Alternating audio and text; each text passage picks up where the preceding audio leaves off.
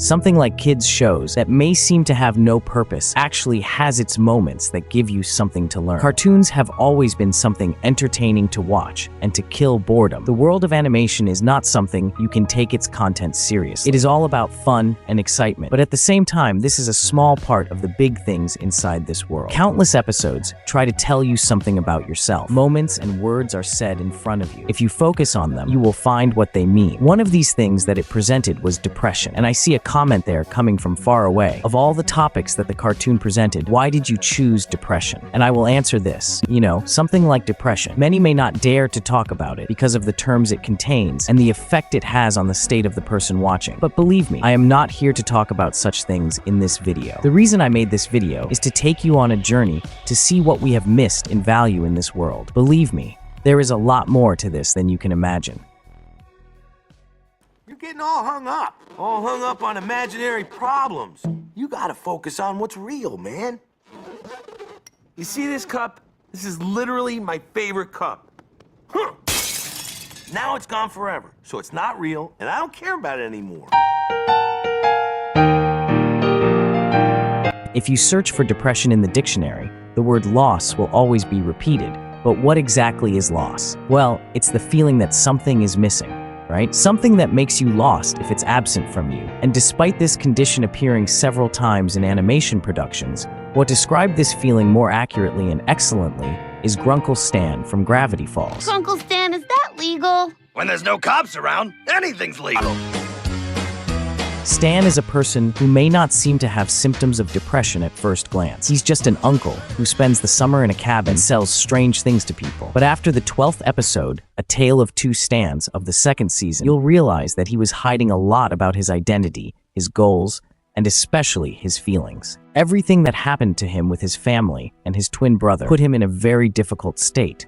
And after a long time, when he finally met his brother Stan Ford, the horrific accident caused by Stanley happened, and then he spent that period internally embarrassed, thinking about the consequences of his actions that caused the loss of his brother. He feels the loss, but as the story progresses, Grunkle Stan overcomes that dark period of his You see, in the third episode of this cartoon, there is this scene where Stan is holding a funeral for his wax statue. Some people might say it's wrong for a man to love a wax replica of himself. And when you watch it for the first time, it seems funny.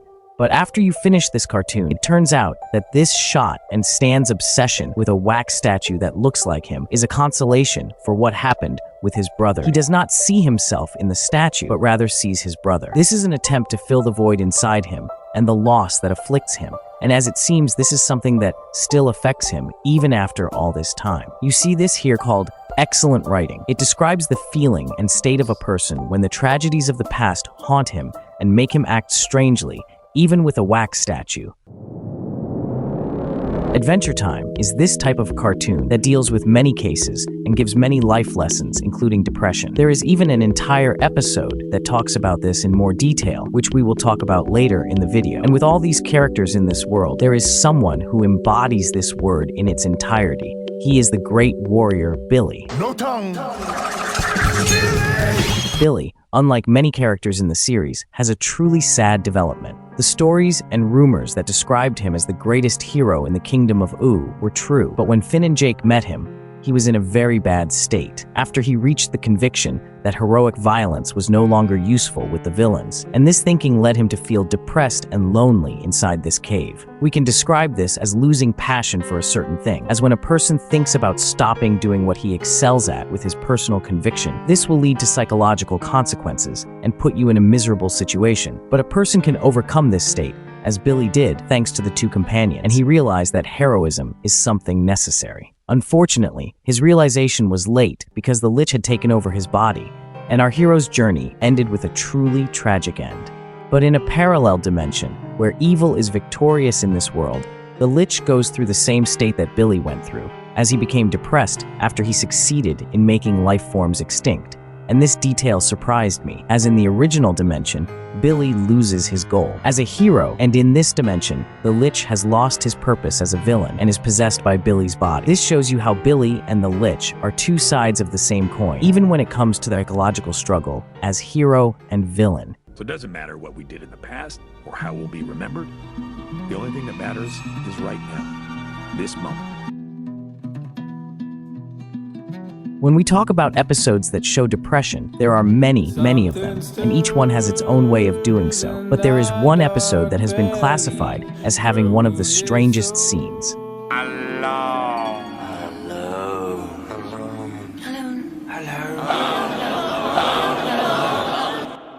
Season 1, episode SB-129, talks about Squidward after he got stuck in the refrigerator because he did not want to spend time with the two idiots, and he ended up on a journey through time to hide and find a place far from them. And the disaster is that he found them in both the past and the future, and he got tired of the matter to the point that he disabled the time machine and was literally sent to the void. And then things start to get suspicious. There are sounds in the background and an echo everywhere, until we reach the iconic scene, Alone.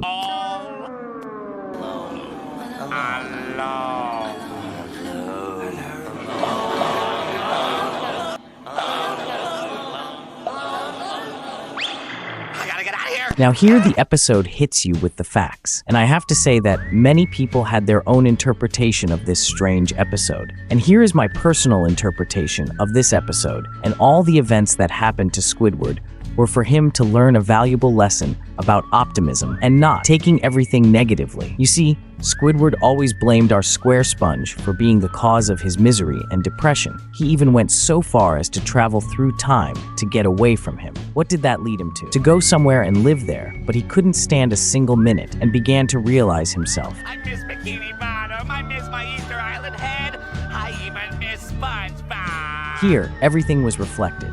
The source that Squidward thought was the cause of his misery is now happy when he sees him, at least for some time. It seems that there is wisdom in the matter, and I think you have concluded it, but we will leave it until we talk about the next episode. What should I do with my life? Maybe start living it? The Choices episode, I think, is not only the best episode of Gumball, but also one of the best episodes that gave lessons about life. If you haven't seen the episode, it talks about how it all started, how our beloved family started, and what would have happened if Richard and Nicole hadn't met at the tree trunk. The whole episode is inside Nicole's head, and this happened after she asked herself how she got here to where she is now. And after she gave herself many options, hoping it would be better than meeting her husband, she found herself that those options wouldn't give her the perfect life or a better family than what she has. So she laughed at the end of the episode instead of getting angry and acted, well, naturally. Now, why did you choose these two episodes in the context of the past versus the future? The past is the opposite of the future. And what these two episodes are trying to tell you is that what you might see as a source of your trouble and annoyance might be better than what you might get. Even if you go back to the past and want to change, you still won't find anything better. So why don't we be happy with what we have now and create beautiful moments, because something worse could have happened to you, like being alone in nowhere or something else entirely.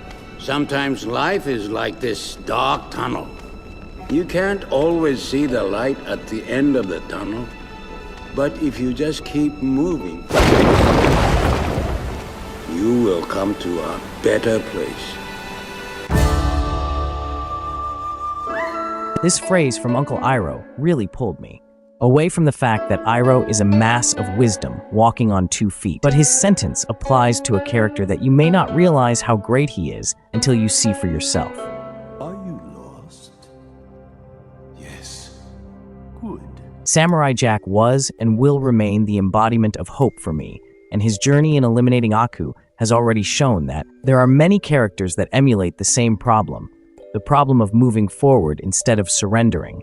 But Samurai Jack has become so lost that he has lost everything, lost his family, lost his identity, and even his own sword. And the impact of that will appear at the beginning of the 5th season, where we see him in a state we have never seen him in before, as if he is depressed. And this became clear with time, how he is in conflict with himself, but he decided to take the journey.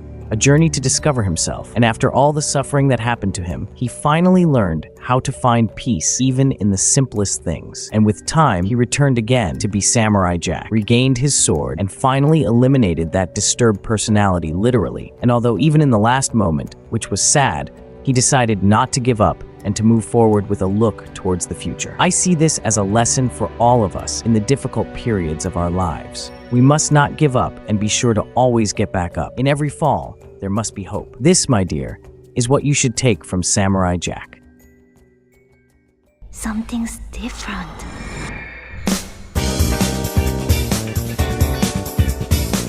Like episode SB-129, the Hall of Egress episode was interpreted in many ways by different people, but I will give you my interpretation of this episode, which I think is correct. The topic of the episode in brief: Finn and Jake climbing towards a large mountain, and on their way they find this large door, and Finn recklessly enters it. And as you guessed, it was an ambush. While Finn was wandering around the place, he finds a statue of a snowman, except that it is upside down, and I will explain to you what this means later on. Then Finn tries to find a way out of this place, and after unsuccessful attempts, it ended with our hero closing his eyes, so that we know that the solution to get out of this place is to close your eyes.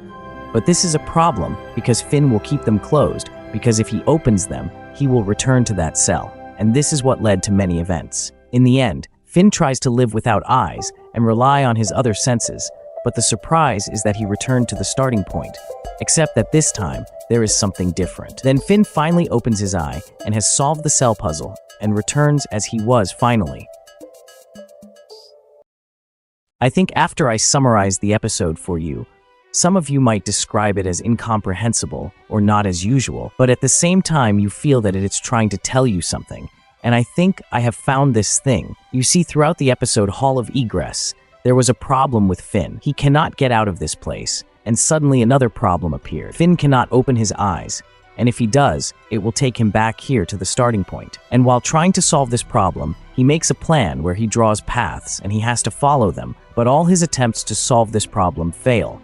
Then in a surprising way, Finn decides to adapt to the problem and accept that he is a part of it, something that Finn has never done before since everything he did failed. This made him a bit desperate.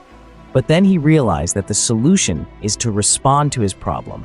And this has taken him back to the starting point without him realizing it, until he subconsciously settled the matter and reached the point of crossing and change. And this is what we all have to learn. Learn to let life take us where it wants us to go. We don't have to plan everything. We don't have to think and worry about the problem. Because as you go through life, you will say, huh?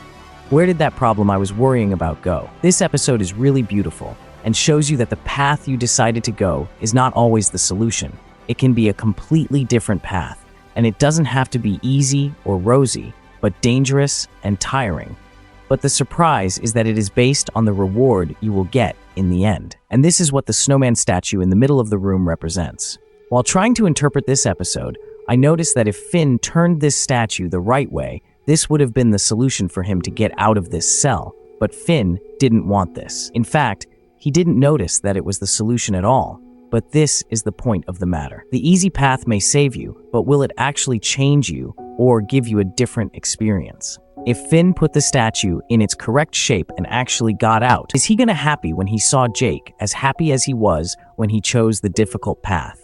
And most importantly, will this teach him everything he gained throughout this episode from life experience, and that he should not despair and be depressed? Instead, change himself for the better. Seriously, these are the kinds of details that we have to put as a gloss when someone says, it's just a cartoon. There are no deep meanings or messages to take from it. This to you, the details are real and present, and the writers are willing to waste years of their lives to do something like this. The lessons we learned on today's journey from these characters and episodes are many, and they all lead towards something that you can conclude for yourself. Thank you all for watching this. This was really fun video. From now on, I'll make video essays about cartoons and stuff, so make sure to subscribe. Thanks again. I'll see you soon.